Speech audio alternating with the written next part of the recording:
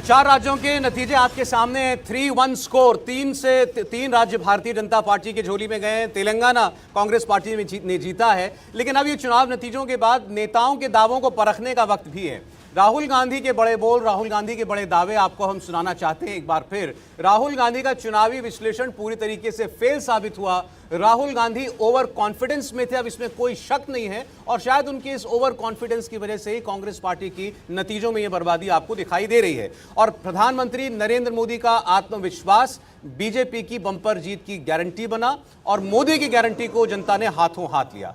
चुनाव के दौरान राहुल गांधी बार बार कहते थे कांग्रेस पार्टी की जीत की गारंटी दिया करते थे, लेकिन उनका कैलकुलेशन बिल्कुल गलत साबित हुआ। राहुल गांधी ने मध्य प्रदेश, छत्तीसगढ़, राजस्थान, तेलंगाना हर जगह अपनी पार्टी की जीत तय मान ली थी, लेकिन जनता के मन में क्या था ये वो समझ नहीं पाए। तो अब से कुछ दिनों पहले का राहुल गांधी का वो बयान आज एक बार फिर देखना चाहिए, जब उन्होंने ये दावा किया था कि ये सारे राज्य कांग्रेस पार्टी जीत रही है। लिख कर रख लो। We are probably winning Telangana.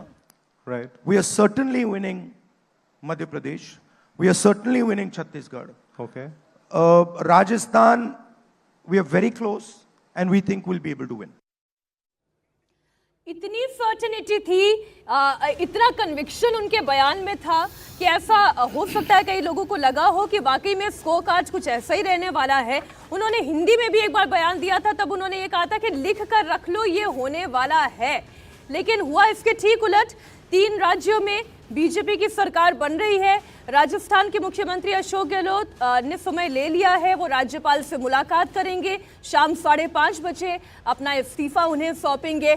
Chhattisgarh में जो नहीं होना था, कांग्रेस पार्टी एक्सपेक्ट कर रही थी कि छत्तीसगढ़ में तो वो आ ही रहे हैं, जैसे राहुल गांधी कह रहे थे। ये तो तय मानिए, दिस इज सर्टेन, ये उनके शब्द हैं कि छत्तीसगढ़ में वो आ रहे हैं। लेकिन छत्तीसगढ़ में जो हुआ वो कई पोलस्टर्स नहीं समझ पाए। इनफैक्ट बीजेपी के एक्स सीएम रमन सिंह खुद ये कह रहे थे कि अंडर करंट तो था, लेकिन ऐसा अंडर करंट होगा ये वो नहीं समझ पाए। हर्षी, हम विश्लेषण की बात कर रहे हैं। एक तरफ राहुल गांधी का ओवर कॉन्फिडेंस, दूसरी तरफ आत्मविश्वास प्रधानमंत्री नरेंद्र मोदी का। कौन जीता वो तो प्रत्यक्ष है। सबीर जी, राहुल गांधी को इतना लंबा समय भारतीय राजनीति में हो गया है, उसके बाद भी वह जमीन की सच्चाई पहचानने में पूरी तरह अनिभिज्ञ है। और मैं तो दाद देता हूं उनके सलाहकारों को, किन सलाहकारों से घिरे रहते हैं जो उन्हें ड्राइंग रूम में बैठकर बता देते हैं कि कौन सा राज्य हम जीत रहे हैं, कहाँ हम सर्टेनली जीतेंगे, प्रॉबेबली कहाँ विन कर रहे हैं। वह जमीनी सच्चाई से पूरे कटे हुए। कांग्रेस के राष्ट्रीय अध्यक्ष रहने के बाद भी वह भारतीय राजनीति को समझ नहीं सके और न कांग्रेस पार्टी के वर्किंग कल्चर को बदल सके।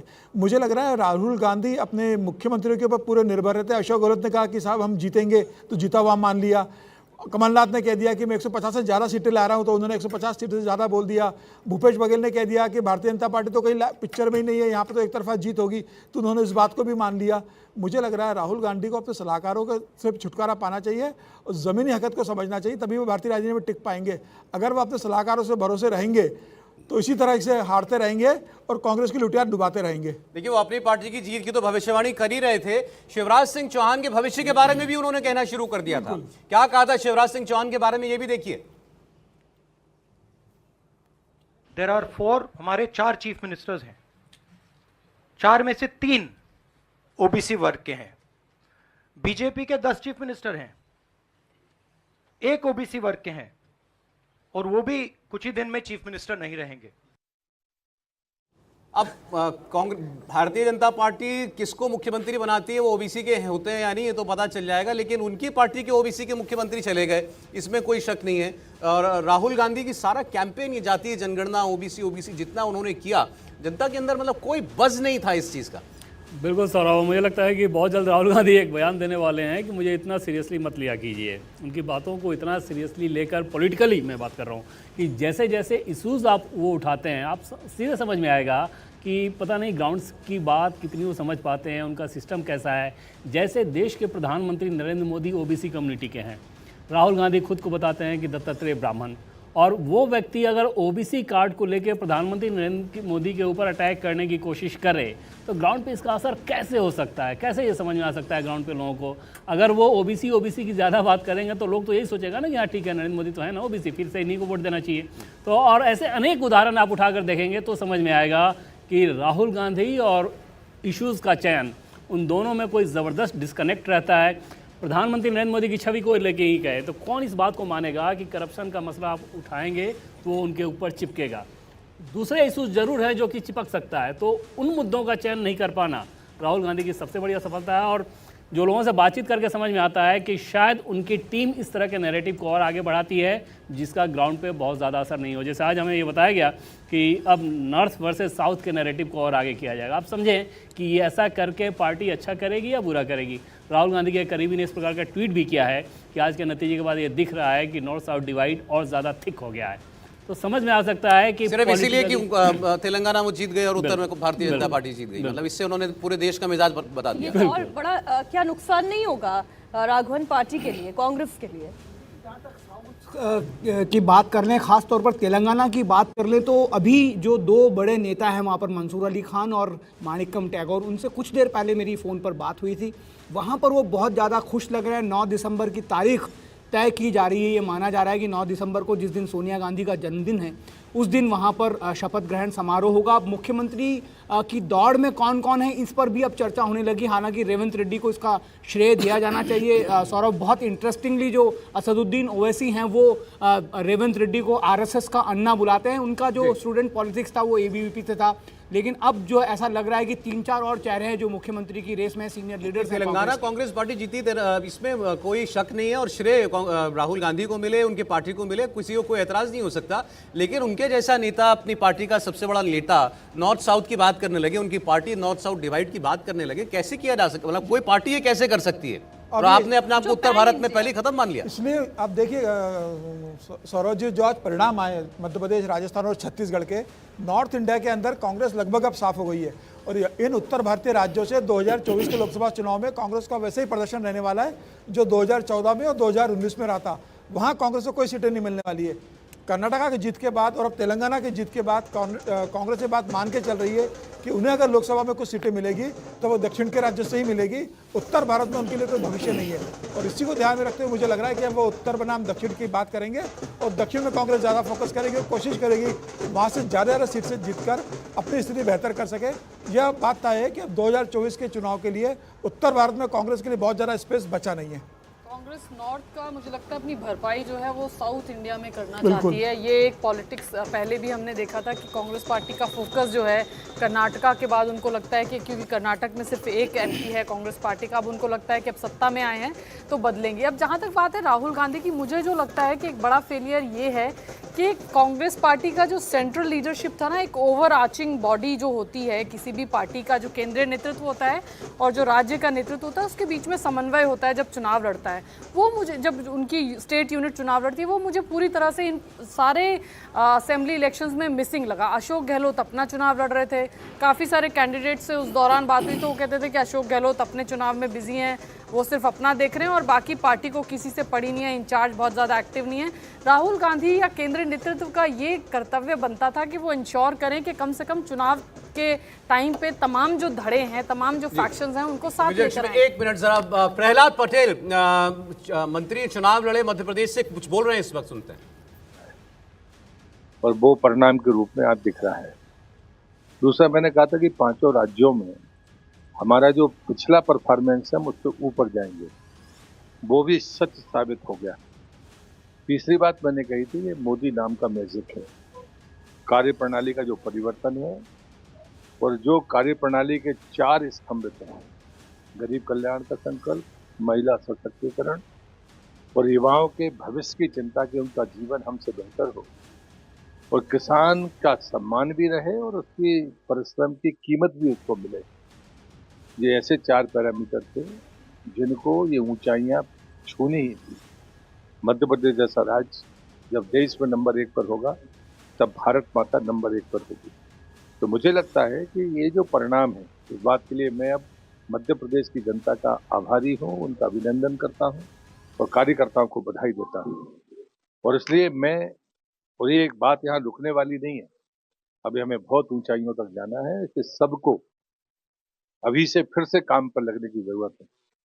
2024 में हम फिर से ऐतिहासिक विजय जब हासिल करेंगे तब हम भारत माता को नंबर 1 पर पहुंचाने में सफल होंगे। छत्तीसगढ़ के रुझान की किसी को उम्मीद नहीं थी शायद पार्टी के भी नहीं हुई।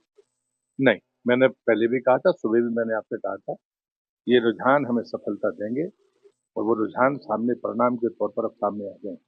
मुझे कोई संदेह नहीं था, क्योंकि मुझे लगता है कि राजस्थान, मध्य प्रदेश और छत्तीसगढ़ के ट्रेंड में मैं अंतर नहीं देखता। अगर पिछली घटना हम छोड़ दें, अन्यथा एक सा ही ट्रेंड रहे।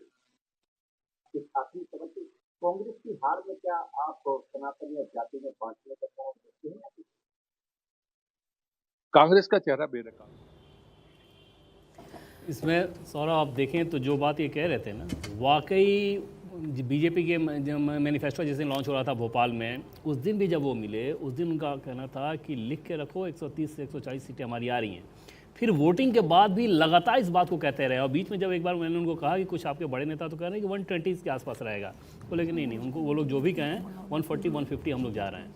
तो ग्राउंड पे जो कनेक्टेड नेता थे वो जब घूमते थे, क्योंकि 100 से ज़्यादा सीटों पे इन्होंने कैंपेन किया था, तो उससे उन लोगों को तो ये फीडबैक मिल जा रहा था कि पार्टी की स्थिति कैसी है। और इन नेताओं में मुझे कन्फ्यूज़न नहीं दिखा। 6 महीने पहले अगर इन लोगों से बात करें, निश्चित तौर पे अलग तस्वीर सामने आती थी, लेकिन जैसे चुनाव में तकरीबन 1 महीने रह गए थे, उसके बाद इन लोगों का कॉन्फिडेंस एकदम अलग लेवल पे आ गया था, और वोटिंग के बाद भी वही बात बार बार कह रहे थे।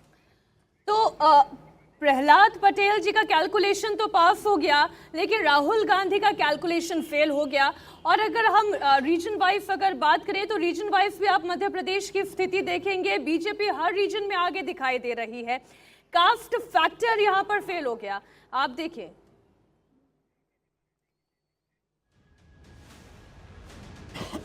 ये देखिए, एक एक करके वो डिटेल ग्राफिक्स आपके सामने होंगे।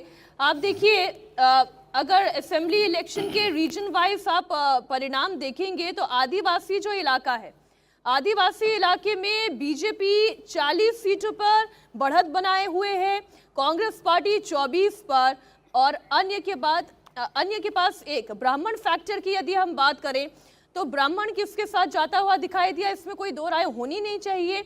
ये बीजेपी का कोर वोट बैंक कहा जाता है।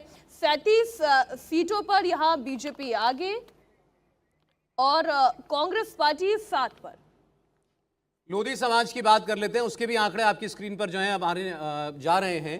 तो 10 सीटें ऐसी हैं जहां पर लोधी समाज, अगर हम कहें कि बहुतायत में है, वो बीजेपी के साथ है। लोधी समाज का वोट जो है वो बीजेपी के पास आया, और 2 सीटें महज कांग्रेस पार्टी के पास। कुर्मी जाति की भी बात कर लेते हैं।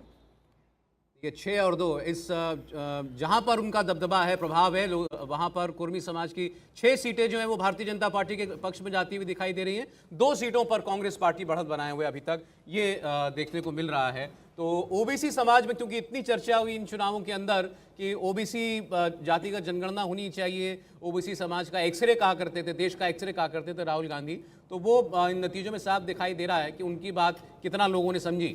दलित समुदाय की भी बात कर ले, 61 सीटों पर आप देखें भारतीय जनता पार्टी आगे, कांग्रेस 18 सीटों पर आगे। और जो प्रधानमंत्री नरेंद्र मोदी कह रहे थे, मेरे लिए 4 ही जातियां हैं, मेरे लिए गरीब जाति है, मेरे लिए महिलाएं जाति है, मेरे लिए युवा जाति है, मेरे लिए किसान जाति है, तो ऐसा दिख रहा है कि जाति के बंधनों को तोड़कर लोगों ने एक मुश्त वोट डाला है। मुस्लिम फैक्टर क्या कहता है, जरा इस पर भी एक बार नजर डालें। मुस्लिम उन इलाकों में जहां पर मुस्लिम मतदाताओं की संख्या जो है वो अच्छी खासी है, वहां पर भी आप देखिए भारतीय जनता पार्टी 14 सीटों पर लीड कर रही है या चुनाव जीत चुकी है। ऐसी 7 सीटों पर 21 में से कांग्रेस पार्टी आगे चल रही है। तो मुस्लिम बहुल सीटों पर भी या मुस्लिम प्रभाव वाली सीटों पर भी भारतीय जनता पार्टी का स्ट्राइक रेट बहुत बेहतर, कांग्रेस पार्टी से दुगनी सीटों पर लीड करते हुए।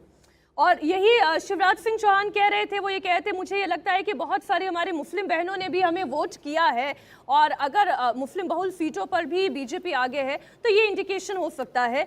ओबीसी की अगर हम बात करें, 88 सीट्स हैं जिनमें 58 पर बीजेपी लीड में है, कांग्रेस पार्टी 29 सीट पर लीड में है।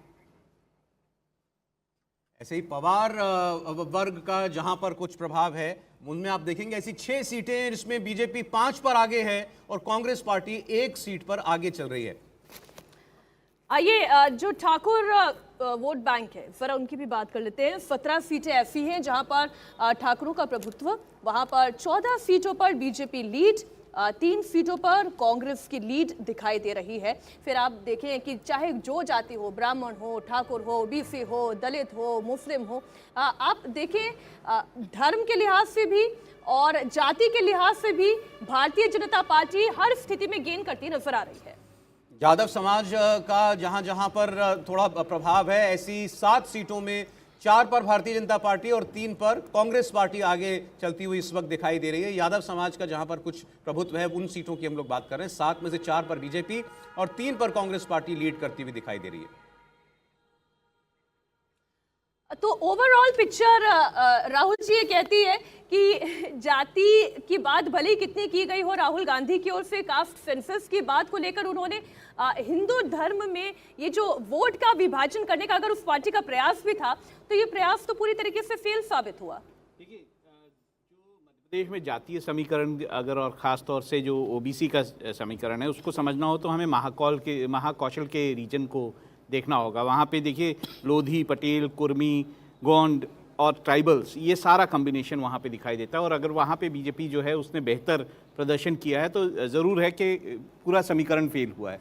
और वो तभी होता है जब किसी एक पर्टिकुलर मुद्दे पर वोट किया जाता है। जैसे इस केस में अगर लाडली बहना के केस में वोट किया गया है तो वो सारी महिलाओं ने मिल के वोट किया होगा, वो चाहे फिर मुस्लिम महिलाएं हों या फिर वो हिंदू महिलाएं हों या किसी भी वर्ग से आने वाली महिला हों, उन्होंने एक साथ वोट किया होगा। दूसरा ये होता है कि जब दूसरी ये चीज़ होती है जब जैसे अब मुस्लिम बहुल्य इलाकों में अगर बीजेपी का अगर आपको दिखता है कि उसमें बहुत सारी सीटें मिली हैं तो एक बात मान के चलिए कि मुस्लिम वोट जो है बीजेपी को नहीं पड़ता है, ये हमें मानना चाहिए। ज़्यादा वोट वहाँ नहीं पड़ता है, तो या तो पोलराइजेशन की वजह से वो वोट जो है दूसरे वर्ग का वोट जो है बीजेपी को पूरा शिफ्ट होता है, तो पोलराइजेशन की वजह से होता है, या फिर जैसे मैंने ये कहा कि लाडली बहना जैसी स्कीम जिसमें पूरा प्रदेश ही एक स्कीम को लेके बहुत उत्साहित हो, तब इस तरह के नतीजे आते हैं। तो इसी तरह के आपको वो दिखे। ये ओबीसी का मुद्दा कांग्रेस पार्टी ने उठाया जातिगत जनगणना का, ये ऐसा लगता है कि एक मुद्दा उठा करके उन्होंने प्रधानमंत्री नरेंद्र मोदी को खुद दे दिया तश्तरी के अंदर। प्रधानमंत्री खुद शायद ये बात कभी ना कहते, लेकिन इससे उनको मौका मिला रैलियों में ये बताने का कि मैं ओबीसी हूँ। देखिए, ये जो मुद्दा है ना, ये सिर्फ इस चुनाव तक सीमित नहीं है। अगर आप जातिगत जनगणना की बात करेंगे तो ये मुद्दा, और दूसरा एक मुद्दा जो आपकी पेंशन, ओल्ड पेंशन स्कीम का, ये मुद्दा कांग्रेस जो है वो लोकसभा चुनावों तक लेके जाना चाहती है।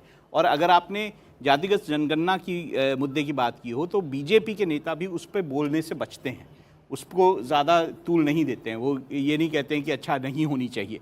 प्रधानमंत्री ने उसका एक तोड़ निकाला है। नरेंद्र मोदी की अपनी रैलियों में उन्होंने ये कहा है कि मैं जो है जातियों को नहीं मानता हूँ, मैं मानता हूँ कि गरीब जो है वो जाति है, गरीबों के लिए, महिलाओं के लिए, युवाओं के लिए इस तरह से वोट होना चाहिए। तो उसका तोड़ उन्होंने राजनीतिक तौर पर निकाला। लेकिन क्या इस मुद्दे की लिमिटेशन जाहिर होगी इस चुनाव में? निश्चित रूप से सरोज जी, और मुझे लग रहा है कि सबका साथ, सबका विकास, सबका विश्वास जो है वो इस परिणाम में साफ रूप से दिख रहा है। वो कहते हैं ना, सबका मालिक एक, वैसे प्रधानमंत्री मोदी सब कम्युनिटी के मालिक हैं। सब लोगों ने उन्हें वोट किया, आप किसी भी कम्युनिटी को देख लो। मुझे लग रहा है राहुल गांधी ने जिस मुद्दे को बनाने की कोशिश की थी कि ओबीसी को लेकर हम आगे बढ़ेंगे, ओबीसी सर्वे की बात करेंगे, जनता ने पूरी तरीके से खारिज कर दिया। और आप देख लेना, इस चुनाव परिणामों के बाद प्रधानमंत्री मोदी अब लगातार आक्रामक होंगे। एक तो करप्शन पे होंगे, करप्शन के ऊपर जो उन्होंने कमिटमेंट किया तो उस पर कार्रवाई होगी, और ओबीसी को लेके वो नई वेलफेयर योजना लेके आएंगे। आप देखेंगे उन्होंने भी कई योजनाएं घोषित की थी। अभी वो झारखंड गए थे, तब उन्होंने बिरसा मुंडा पे आदिवासी लोगों के लिए घोषणाएं की थी। इसके पहले वो 15 अगस्त को उन्होंने अपने भाषण के दौरान 24,000 करोड़ की विश्वकर्मा योजना घोषित की थी। अब वो तेजी से उस पर बढ़ेगा। मुझे समझ में आ गया भारतीय जनता पार्टी को कि अब ओबीसी वर्ग भारतीय जनता पार्टी और प्रधानमंत्री नरेंद्र मोदी की जो योजना है और जो उनके लाभार्थी है उसके उनके साथ जा रहा है, और प्रधानमंत्री मोदी अब इसी पे फोकस करेंगे। ये तय है कि भारतीय जनता पार्टी अब ओबीसी सर्वे की तरफ नहीं जाएगी, अब वो जनता को वेलफेयर देने के लिए, उनके लिए स्कीम लाने के लिए, उनके काम करने के लिए फोकस करेगी।